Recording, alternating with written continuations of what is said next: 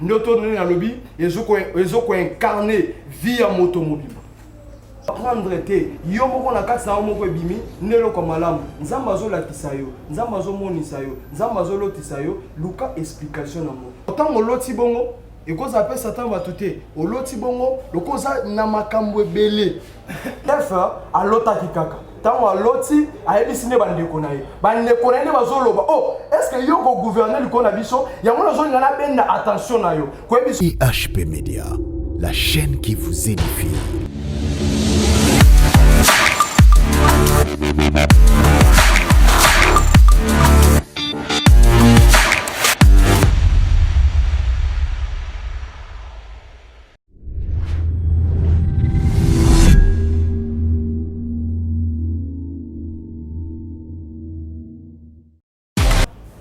Voilà, shalom, shalom, shalom, mbote, bana nzambe nyonso, partout dans le monde, place Bizwami Biso, vous allez Kolanda Biso na travers internet et puis na chaîne Biso et HP Media TV. Voilà pourquoi tu tombes le bino mikolo melamu, pourquoi là mutu là ça dépend en temps où vous Kolanda Biso vraiment. Nzambe apambola Biso nyonso. Comme d'habitude, ndenge to mesana koloba toujours cette émission ezawana poto za la béni, édifier et pourquoi pas toyeba kozala consoler parce que même la Bible déclare, place mi bali musat basangani, yé akoyeba te kozala wana le Seigneur Jésus-Christ. Voilà pourquoi sur ce plateau, je suis avec un serviteur dédié, un homme de Dieu, oyo tobengaka na lingala muumbu ya nkolo au nom de yalingi kutu yo moko se présenter mbote d'abord. Mbote, monsieur le journaliste. Voilà. Bana nzambe bazolanda yo partout dans le monde à travers chaîne ya biso et HP Media. Est-ce que kokino ko se présenter comme on a yo nani au travail à l'église nini aux anani pour baïba ou bien? Ok, comme on a biso pasteur Eliazar Mulendo nous a batei na kati sa mombala mo libela nous a presque na église nyonso nous a limité que nous a église nyonso mais nous a na kati ya assemblée des saints évangile éternel. Ok, merci beaucoup pasteur Eliezer.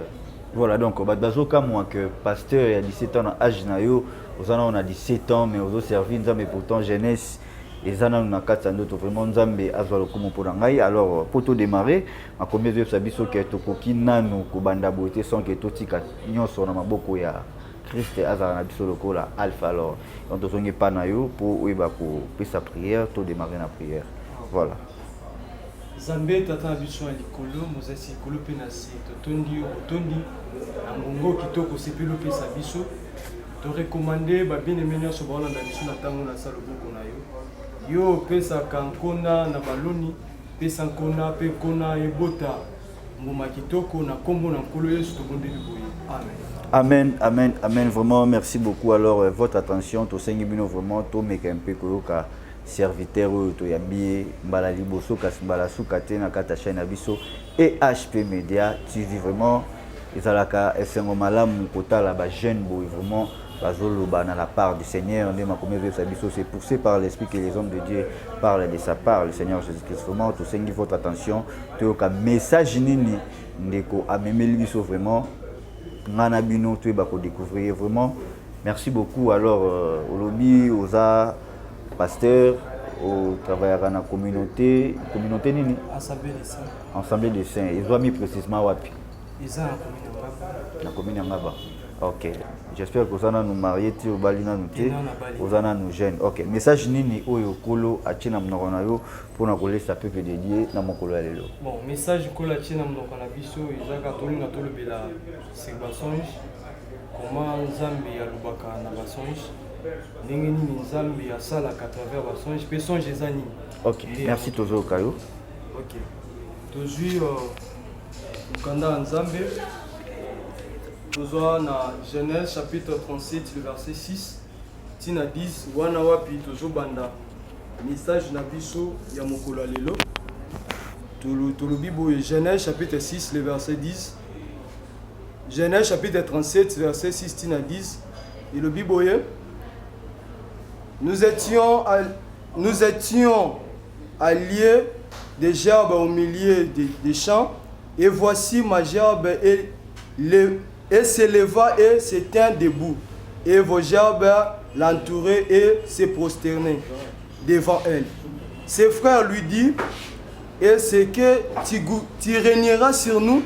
Est-ce que tu nous gouverneras? Et il haït encore davantage à cause de ses songes et à cause de ses paroles. Il y eut encore un autre songe et il raconta à ses frères.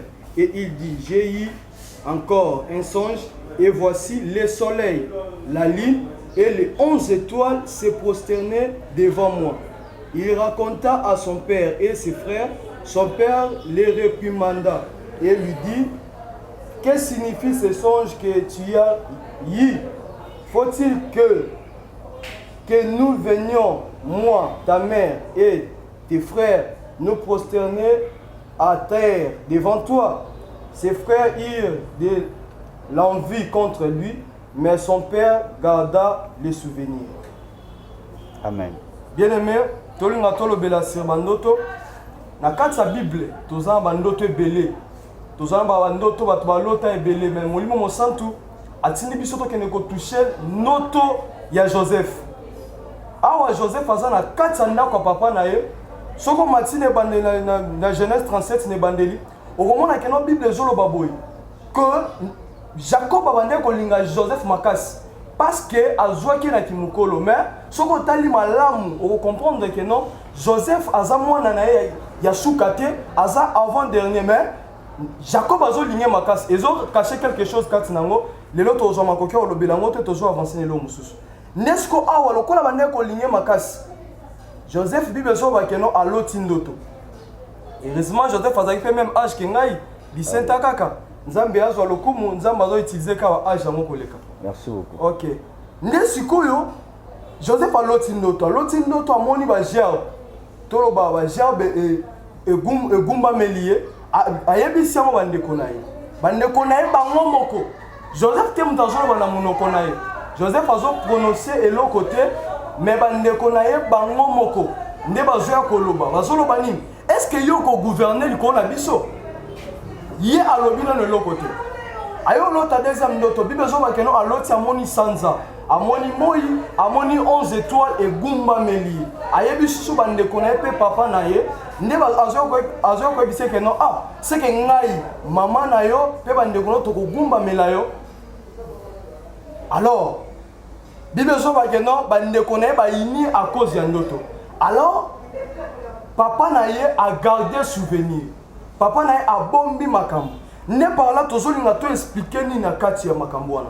Bien aimé dans le Seigneur, tozala ba moyen oyo nzambe alobela kabatu. Selon Job 33 le verset 15, Bible dit Dieu parle tantôt d'une manière, tantôt d'une autre. Tantôt le bakana ba vision, tantôt le bakana ba songe. Et ça elobeli oyo nzambe alobelaka.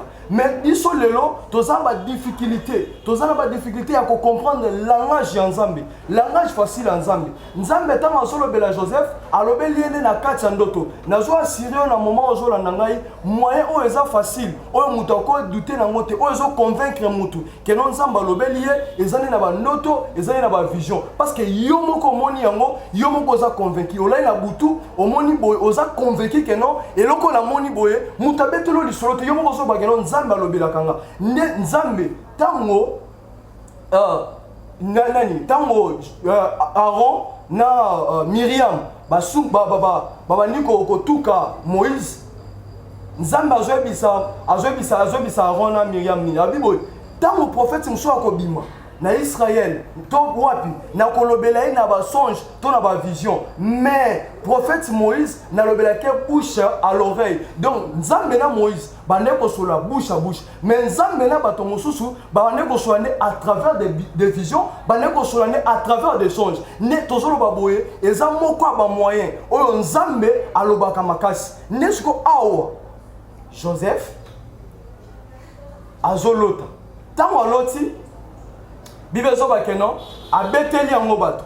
Tango abeteli yango bandeko na ye sikoyo bangonde bazopesa explication ya ndoto o Joseph alotaki. Joseph alotaki na ye, mais azaki ni explication te. Mais explication ya ndoto ezonde à travers abato azo expliquer. Motonyo sote azala grâce à ko expliquer ndoto. Et puis azo bisa yo keno ndoto balimbola ndoto te mais ba expliquer ndoto. Veut dire ezanini ezalo ko ndinga na lo balinga la boye mutu moko aza pembeni na nga azoloba na français azo expliquer batute makambo na oloba mais azo interpréter kointerpréter eza komema eloko autrement mais koexpliquer eza eloko ezalaki na flou nde ozomemisa ngo bato sikoyo ozorévele bango nde makomi ezoloba na Psaume chapitre 19 le verset 30 que non donc eza révélation oyo nzambe azopesa epai na bato bien aimé nazoyebi biso ke non soki oloti yeba ke non nzambe na likolo arévele yo soki nzambe arévele moto bible ezoba boye ezoba ke non peuple sans révélation eza peuple eza sans frein donc bien aimé dans le Seigneur esengeli moto nyonso na se ya moi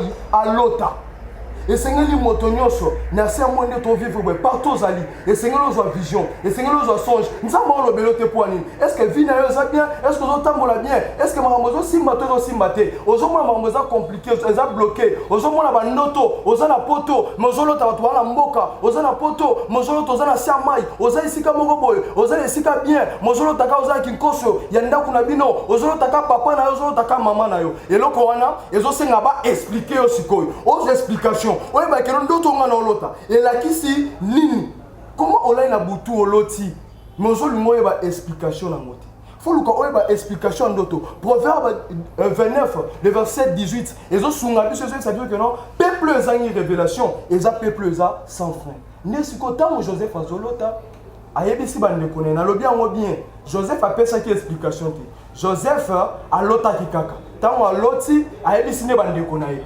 nde bazoloba oh est ce que yo kogouverner likolo na biso yango nazolinga nabenda attention na yo koyebi so keno ndoto eza koyebisa moto nyonso te parce que ndoto ezo incarne vie ya futur na yo ndoto ezo incarne futur na yo mobimba ndoto ezo incarne passé na yo ndoto ezo koincarne présent na yo donc na kati ya ndoto elakisaka bato makambo esalamaka ndoto elakisaka bato makambo ezosalama ndoto elakisaka bato makambo ekosalama yango bible eloba ke non nzambe aza le même hier aujourd'hui et éternellement donc eza moyen oyo azotalisa bolingo na ye katikati ya bato sikoyo nzambe ntango alakisi Joseph makambo oyo Joseph aye ayebisi bandeko na ye bandeko na ye bayebisi ke yo kogouverner likolo na biso ezalaki nde prophétie oyo bandeko kopesa epai ya Joseph ayebaki kutu te akokoma gouverner ayebaki kutu te akokonza moi ya gouverner pour la première fois Joseph ayoka ngo nde na kati ya bandeko na ye ayoka ngo nde epai ya papa na ye epai bato mosusu atikala koyoka ngo te na oyebi biso boye makomelo biboyo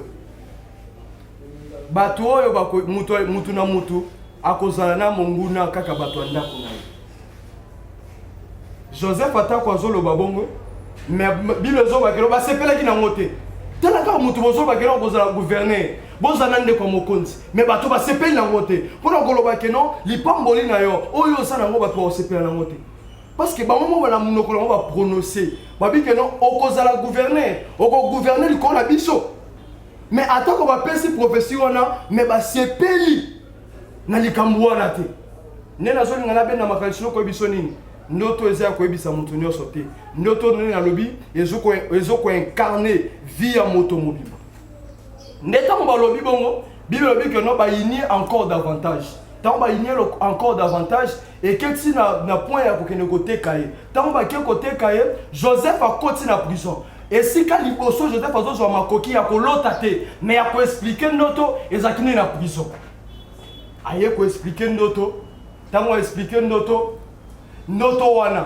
ememi ye kokende kokoma epai ya Pharaon akomi epai ya Pharaon na Genèse chapitre 41 et verset 15 à 16 otanga ngo na ndaku ekoedifio makasi ato oloba po oyebi ke etando eki eza ngonga alors ntango okomi na kati ya ndako ya Pharaon nde sikoyo Pharaon ayebisi ye naluki bato kointerprete ndoto naluki bato koexplike nga ndoto pardon naluki bango namoni bango te est ce que yo okoexplike ndoto nanga Joseph azoba nini nga te muna koexplike ndoto mais ezali nzambe nde mutu akoexplike na oyebi biso bandoto na nyonso eza nzambe nde mutu akoexplike yango amen moto mokili ana makoki ya koexplike ndoto te ata oza na posa na biso po toexplike ndoto na yo mais biso tokoexplike te eza nde nzambe kasi na biso nde akoexplike ndoto na yo nde na bongo ayebisi ye te nga na koexplike te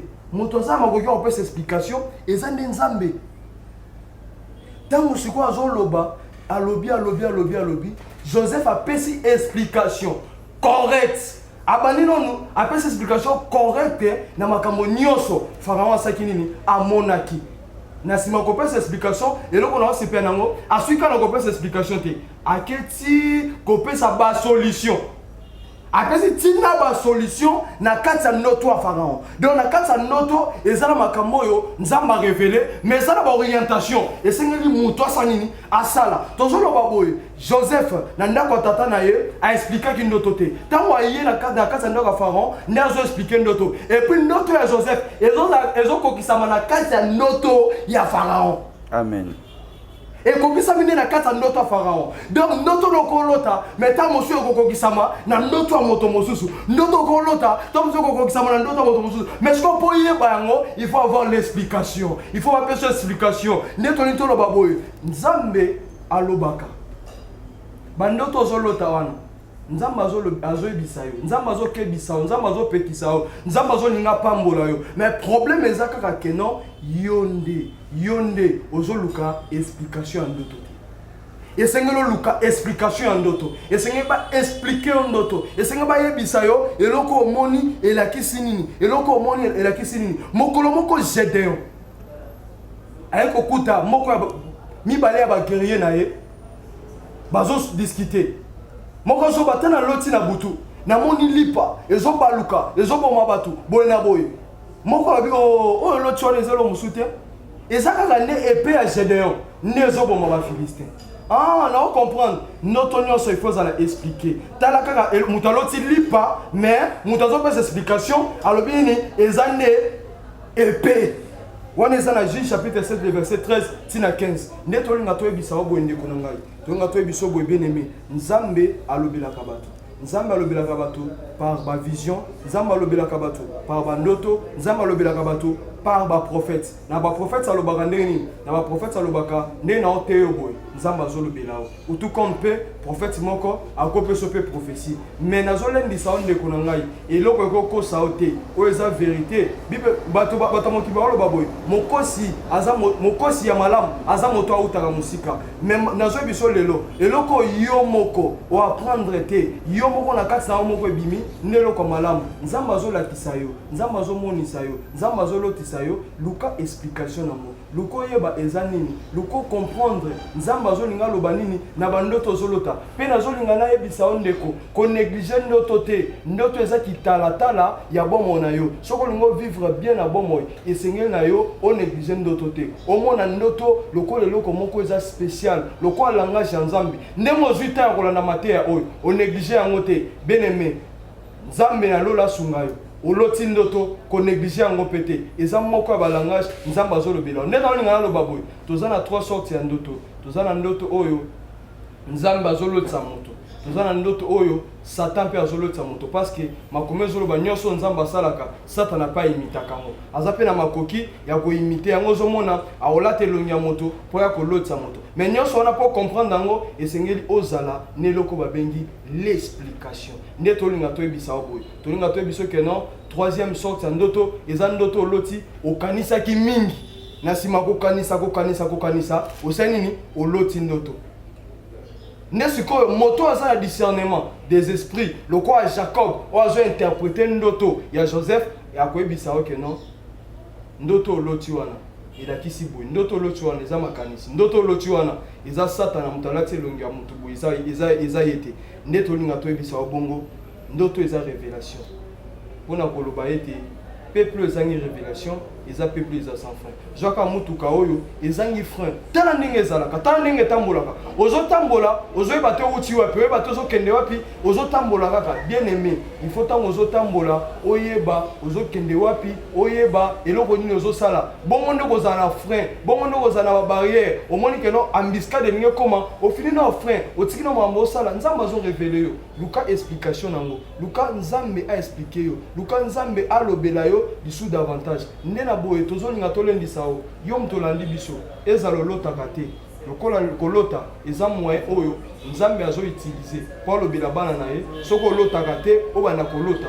soko mona ka vision to bana ko mona ba vision soko zo ka rêve to bana ko zo ba rêve nzambe apesa yo elobeli na ye nzambe amoni so makambo eza caché na libota na yo na mosala na yo na nyonso pe nzambe a délivrer yo parce que Joseph tant azo pesa explication ya noto pharaon asuki kana ko pesa explication te akendaki tina ko pesa ba solution nzambe wana apesa ndoto nzambe wana apesa yo makasi ya ko comprendre nzambe wana apesa yo discernement pe nzambe wana apesa yo ba solution. Amen. Merci beaucoup pasteur Eliezer, vraiment makomi lobi oya yambi mosala nzambe na considération basala nzambe récompense na épée Isaïe basala nzambe. Job alobi Dieu parle tantôt d'une manière tantôt d'une autre, mais l'homme n'y prend point garde. C'est-à-dire nzambe akolobela biso na ba façon ebele biso nde tout ça la keba ngote. Alors yebisa biso qu'est-ce qui fait que mutu alota ndoto parce que quand on a zela ko simba ngo simba ngo vraiment te. Eza bato musu balota ndoto na butu mais akolamuka na tongo ndoto eza lisusu te. Ebongi. Ezala kanene. Mutuna wana eza mutuna mo malamu na sepela mo makasi. Omoni Satan alingati bato baza révéler. Satan alingati bato baza révéler. Lokola alingati bato baza révéler. Ayaka koyiba révélation ya mutu. Aye koyiba révélation ya mutu, aye koyiba bozu ya mutu, aye koyiba oyo mutu azana mu parce que tant ozo lota tolobi kenan ko lota nzamba azo lakisa yo nde makambo ekoya to makambo eleka déjà to makambo ezo salama. Siko tant yo loti okomi na niveau ko bosa nango eza déjà mabe makasi pona vie mo na nzambe eza mbiscade moko ya makasi eza tellement makasi eza danger makasi ko lota ndoto pe ko kanga ndoto te ko bosa eza mbiscade mo makasi eza na deux procédures moko eza kozanga vie de prière et ko sala pe moto a loti na ye mais na tongo boye abosani ya mibale eza ke non kozala distrait makasi kozala emporter na makambo ebele ozala boccupation ebele mutu na yo zozwa ta ya ko raisonner makambo ebele alors tant oloti bongo ekozala pe satan bato te oloti bongo lokoza na makambo ebele tant ozola mkana tongo déjà na ba pensée mosusu dina mutu pensée ndoto olotaki senyi eke isa bon. Voilà, merci beaucoup. Le kola tokomi déjà au Komanasuka. Alors, question à ce que Zali par rapport à message nayo oti kopé sabiso. Alors, batu oyo balotaka. Mutako ibande ni ke songe o na loti oyo nazana pour ça ben interprétant autant tout nzambe mutalobelinga.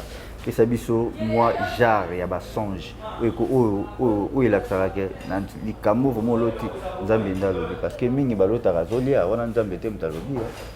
Te okolota pozolia okolota poza na toilette mais aka moko ba langage ya nzambe. Ah bon? Okolota poza likola nzete za moko ba langage ya nzambe. Nzambe soka linga alobela moto akozongisa ta na maternelle. Oloti ko za na maternelle. Langage ya nzambe ka linga loba. Donc pona ko yeba o nzamba zoloba ndoto eza ya nzambe to eza ya nzambe te eza kaka yo loti oyepa na biso basala nzambe toyebisa onde o expliquer nga ndoto oyebisinga ke non na lota ki bo nga na pesa explication eza correct. Parce que ça na bato oyo nzamba approprié bango pona ko mema kaka pole ko mema kaka lumière na ba problème oyo muto azana isa ndi bon. Et bino ba pasteur beaucoup matro som daloti bandoto bongo ya maramba rolia c'est que ça na sorcellerie inconsciente. Bazandoki. Te. Ko minga ba pasteur baloba mutaro tandoto azolia te. Yo ke na on ça au contraire. Te. Kolo tandoto est-ce que lia eza mabe kolia tout. Te. Kolia za pe mabe te na butu pe bato baliaka. Problème ezande nzamba na butu bat baliaka tango la zolia te tango mutu tango olota ndoto te ke alali azolia non alota kango te alali nde mutu alali nde azolota ndoto ke azolia azolia nesko ya kotelema vous comprenez azolia nesko azolota ndoto azolia azani na nzoto makasi bo azolia ezate ke no alali nde azolia te vous comprenez siko ndoto wana ezate ke omoni eloko na vie tozo nyoso mabete problème ezande discernement.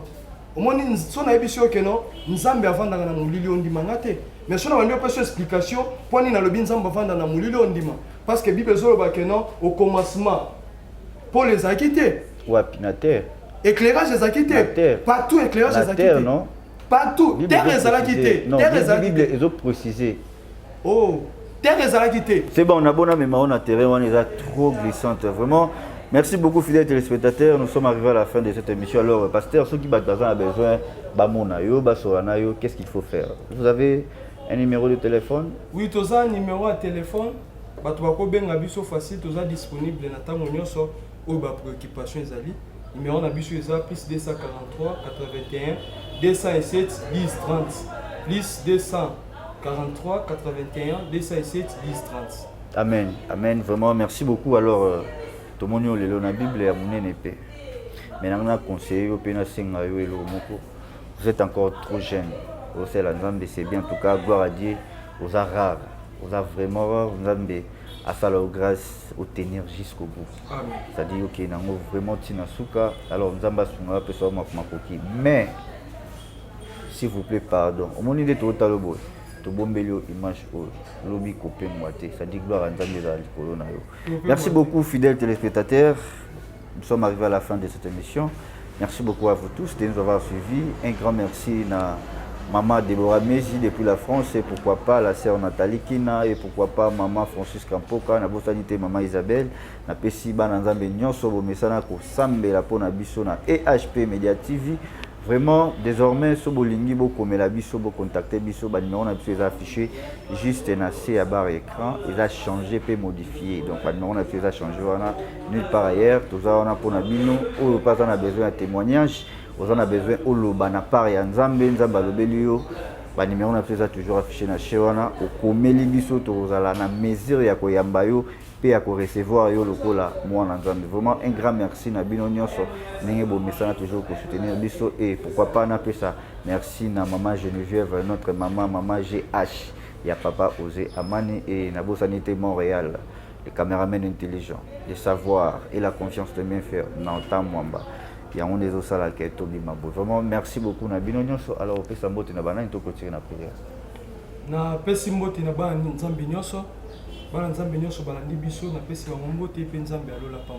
Merci beaucoup. La Bible déclare, vaut mieux la fin d'une chose que son commencement. Tika était message qui écoute à 4 na opesa message nango avec un problème, pourquoi pas aux solutions et puis avec un besoin de bénédiction, pourquoi pas Nzamba pambolo na nga oyo et yom toza na problème banaye ko metumisama numéro ya pasteur Ezawana ava disponible pour na bana Nzambe nyonso koki ko benga ye na air nyonso lingi à recevoir yo pour ça la prière pour na contribuer toujours à l'œuvre de Dieu. Quant à moi, je vous dis bye, on se retrouve au prochain numéro. Nzamba pambola biso parce que nazongi pa na yo pour na clôture na prière.